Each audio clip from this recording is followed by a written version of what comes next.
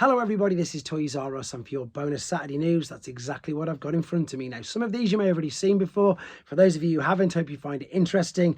Reason being, I was away for pretty much all of last week. You may or may not have guessed that because there's some big things in here that I just didn't report on, but it was because I was away. So I managed to schedule some videos. Hopefully you didn't notice, but in the meantime, let's catch up with what I think are the big things that I may or may not have missed getting out to you straight away. So this is via TFW 2005. In fact, all of these are on TFW 2005.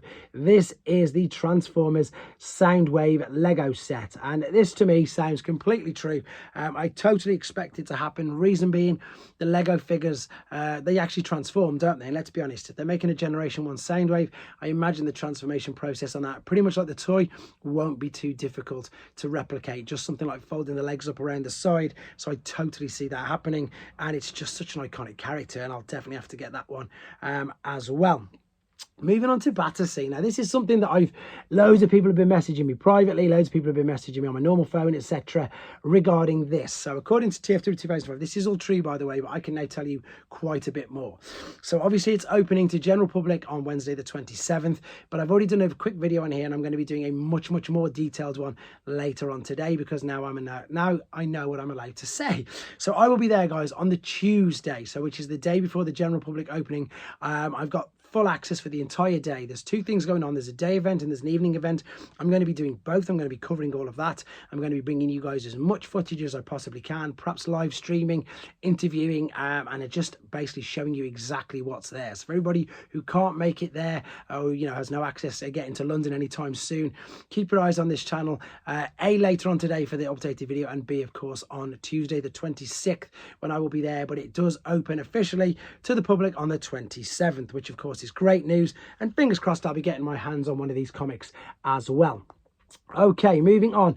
This, I think, was one of the figures that everybody pretty much predicted as soon as we, unless I'm getting totally mixed up, as soon as we saw, was it Cannonball? I'm sure everybody called this figure out anyway. So it looks like it's a prototype from Age of the Primes, Voyager Armada, Red Alert. And that's the only image that we've got so far. It does look to me to be very similar, to the mold that we've used quite a lot. There's just maybe a little tweak here and there. But again, if I'm getting these figures mixed up, guys, let me know, because, I don't know everything. If I get them wrong, any help would be greatly advised, greatly taken on, rather. Right, this is, I love the Ratchet figure of this. This is the first official images via in-demand stores of the Ironhide from Wfc Battersea. So the Ratchet figure completely surprised me at just how good it is. This guy looks better because I love the red paint scheme. I think the weapons look better. The silver looks really nice on it. Now, what it is looking like, though, loads of people have been asking me, and again, I can't confirm, but it definitely does look like there's no backdrops anymore, and it does look like they've changed all of the packaging. And that's because, of course, from April, they're going back to the window boxes. So that's just me guessing, summarizing, but again, there's no images of any backdrops in here, so it looks like they may have, I suppose, discontinued using them. This one's really interesting, but again, it's a bit of a pain in the bum because it's not official. And the reason why it's a pain in the bum is because it's not the full figure. So if this is Prima from Age of the Primes, I would have liked to have seen a head on it. I'm sure you would have as well. So this, obviously, I don't know how it's been obtained, but it's all over the internet. And as I say, I know people want to see it. The alternate mode is really interesting.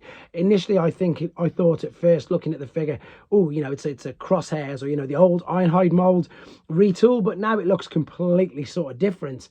From how everything's all sort of formed together. I don't know, it just looks, I don't know what it looks like to me, but that's obviously a good size guide, so it looks like we're going in at a steady Voyager class. Alternate mode, as I say, is intriguing me. Colour scheme is intriguing me. Don't know if this is the correct colour scheme. Don't know anything apart from the fact that somebody's got hold of this, and we are all guessing that it is Age of the Primes Voyager Prima, I think. So it looks interesting. I'm really intrigued on the whole toy line, to be fair. And it's going to be nice to be getting some decent sized versions of these particular figures. But I, like yourself, I'm sure would like to see it correct and with a head. There you go, guys. That's wrapped up this quick Saturday's news. I'm going to do my best at catching up with everything else that's happened. So expect a news update pretty much every day of the week. And as I say, stay tuned for all the Battersea things going on and around on that particular day as well. Thanks very much, guys. Take care.